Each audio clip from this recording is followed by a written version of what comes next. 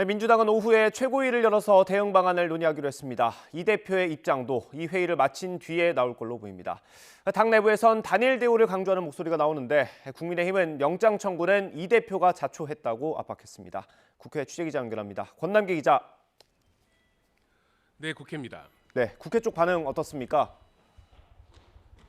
네, 민주당 지도부는 오늘 오후 이번 영장 청구에 대한 긴급 최고위원회를 열고 향후 대책을 논의하기로 했습니다.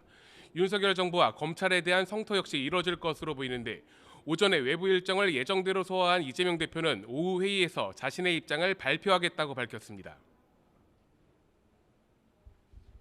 오후에 제가 공식적으로 입장을 밝히도록 하겠습니다. 네, 검찰이 구속영장을 청구한 만큼 체포동의안은 오늘 24일, 그러니 다음 주 금요일 본회의에 보고되고 이후 첫 본회의에서 무기명 표결 절차를 거치게 됩니다. 민주당은 이 대표에 대한 체포동의안 부결을 당론으로 정할지와 함께 불체포 특권 포기 여부 등을 고민하는 것으로 전해졌는데요. 민주당이 169석으로 과반 의석을 차지하고 있어 당론 없이 무기명 투표를 해도 체포동의안 부결 가능성이 크지만 당내 비주류인 비이재명계를 중심으로 한 이탈표가 변수가 될 수 있습니다.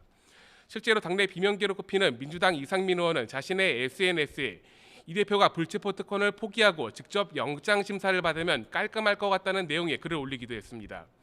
이런 우려 때문인지 민주당에선 영장 청구 직후부터 단일 대우를 강조하는 목소리가 나왔습니다. 이런 부당한 검찰의 수사와 영장 청구에 대해서 양심을 갖고 상식을 가지는 우리 민주당 의원들이 어떤 다른 생각을 가질 수 있겠습니까?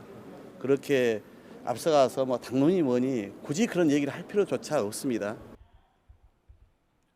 반면 국민의힘은 검찰의 이번 영장 청구는 검찰 조사에서 사실상 묵비권을 행사한 이재명 대표가 자초한 것이라고 꼬집었습니다. 이어 당대표의 범죄 혐의에 대한 상식적인 판단이 민주당을 살리는 마지막 기회가 될 거라며 체포동의안 가결을 압박했습니다. 국회 체포동의안이 송부되면 국회법 절차에 따라서 또 국회의원 윤리 강령에 따라서 양심껏 국회의원들이 표결에 임해야 된다고 생각합니다. 네, 국민의힘 전당대회 상황도 보겠습니다. 어제 처음으로 TV 토론회가 있었고요. 오늘은 어떤 일정이 있습니까? 네, 어제 첫 TV 토론에서 맞붙은 국민의힘 당대표 후보들은 오늘은 광주 김대중 컨벤션센터에서 열리는 합동연설회에 참석합니다. 광주와 전북, 전남 지역 합동연설회로 김기현, 안철수, 천하람, 황교안 등 당대표 후보 4명을 포함해 최고위원과 청년 최고위원 후보들이 번갈아가며 정견 발표를 할 예정입니다. 보수정당 지지도가 약한 호남 지역에서 열리는 연설회인 만큼 후보들은 지역 발전 공약 등을 내세우는 동시에 최근 불거진 윤석열 대통령 명예 당대표 추대론 등을 두고 공방을 벌일 거로 보입니다. 지금까지 국회에서 전해드렸습니다.